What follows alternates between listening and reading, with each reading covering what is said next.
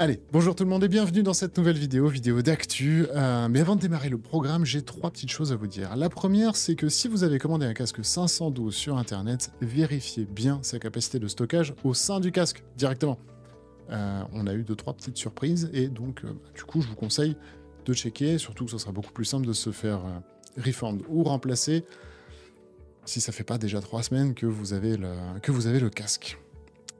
Petit tips supplémentaire pour les possesseurs de Quest 3 qui en auraient marre de cette sangle fournie par défaut, parce que vraiment on n'en peut plus et pour des sessions longues c'est infaisable, mais qui auraient déjà des sangles Quest 2, eh bien sachez qu'il est possible d'imprimer en 3D un adaptateur pour rendre votre sangle Quest 2 compatible avec votre MetaQuest 3, et ça fait plaisir. Allez, dernière petite tips, truc qui fait plaisir, clairement. Eh bien, sachez que Propagation Paradise Hotel débarque sur PSVR 2, et puis à voir le store du PSVR 2, bah, croyez-moi, un bon jeu d'horreur, certes un peu court, mais un bon jeu d'horreur, en plus c'est français, qui débarque dans le store PSVR 2, eh bien ça fait plaisir, et pour ça j'ai l'honneur en fait de vous offrir potentiellement 2 clés de ce jeu, si vous savez me dire dans les commentaires quel est le jeu qui a gagné les ETR Awards multijoueurs dans l'année 2021. Les ETR Awards, sachez que c'est un event que nous avions créé pour récompenser les studios francophones. Voilà, qui a gagné les ETR Awards multijoueurs en 2021. Si vous répondez juste du coup dans les commentaires, vous serez éligible au tirage au sort.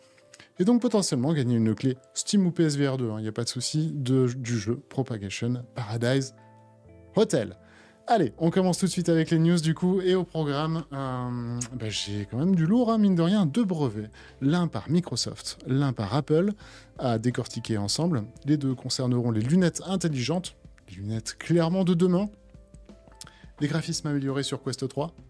Pourquoi? À quoi ça sert? Qu'est-ce que ça va réellement vous apporter? Eh bien, on va faire un petit peu le tour d'un point de vue programmation, voilà, issu d'un moteur 3D. Qu'est-ce que ça va concrètement vous apporter dans vos jeux ou pas? Et puis le Steam Next Fest qui débarque et qui vous offre son lot de démos de jeux VR à pouvoir tester en VR PC. Et je sais que dans les commentaires, du coup, vous êtes nombreux à utiliser la VR PC. Des bisous à vous. Je suis également un gros consommateur de VR PC. Personnellement, les jeux autonomes m'énerve un peu, pour l'instant en tout cas, et donc justement on va attendre de voir ce que ça donne avec le Quest 3. Allez, tout de suite, la première news, et on commence par Microsoft. Microsoft qui nous invente un petit brevet vraiment sympa, qui va nous permettre de pouvoir faire du changement à chaud de batterie sur une paire de lunettes intelligentes. Et ça c'est plutôt cool parce que les batteries, on l'a vu avec la paire de Snap, notamment, des lunettes de Snapchat, ça s'épuise vite. On l'a vu également avec les les Ray-Ban Stories, du coup, un projet avec Meta. Souvenez-vous, c'était ces paires de lunettes-là.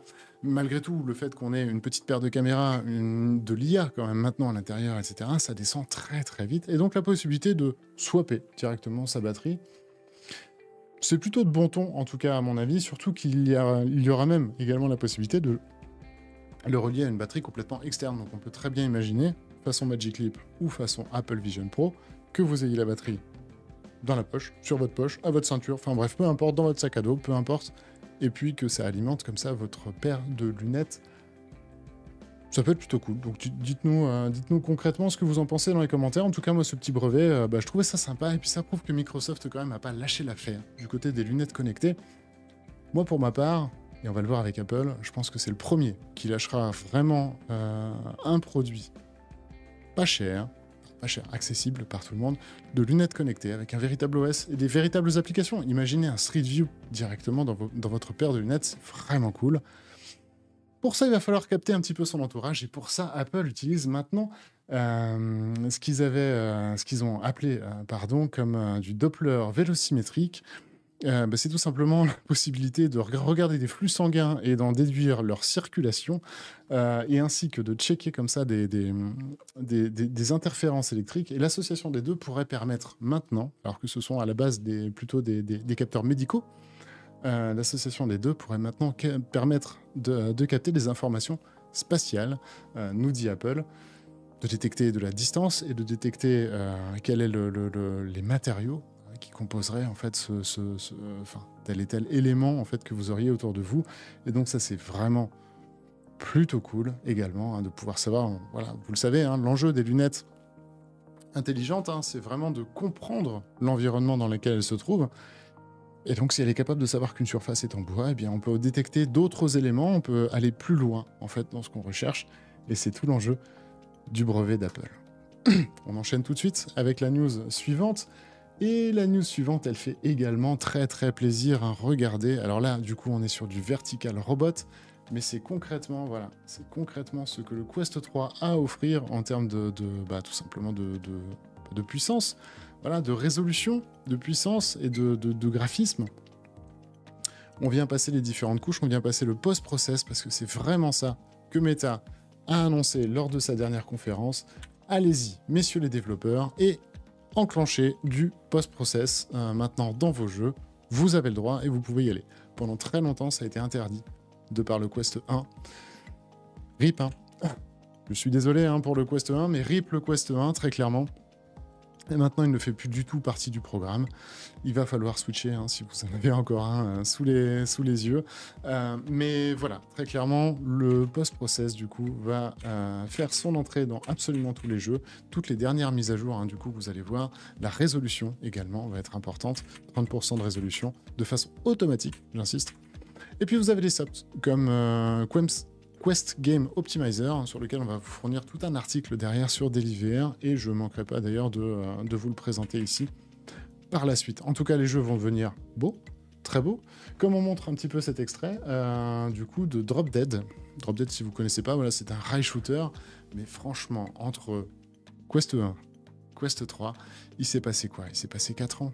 4 ans. Regardez cette différence de génération. Moi, j'ai vraiment hâte de voir ce que donnera la VR autonome dans 4 ans, même si, actuellement, on est d'accord, ce que je vois sur un MetaQuest 3, ça me suffit encore pas. On va pas s'en cacher. J'aimerais bien plus. J'aimerais de la VR PC actuelle. Mais franchement, ça avance quand même très très vite. Les développeurs vont s'emparer de toutes ces technologies et ça va faire un bien fou. Clairement. Allez.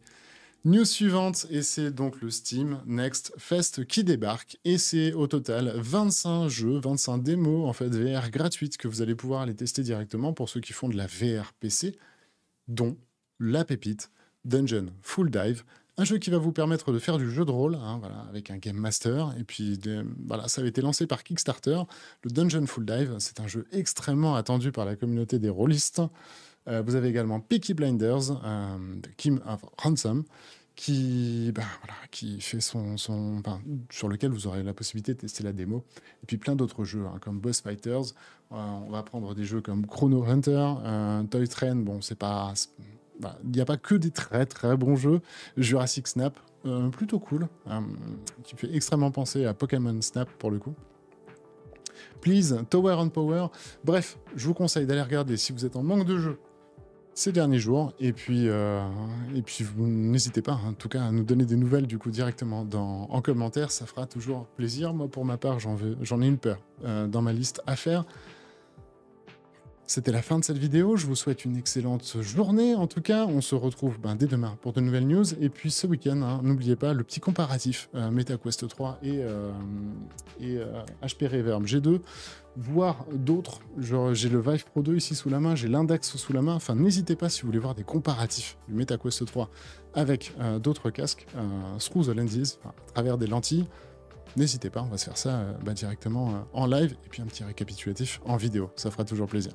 Allez, je vous souhaite une excellente journée, je vous dis à très vite sur DailyVR, et puis vive notre passion de la VR.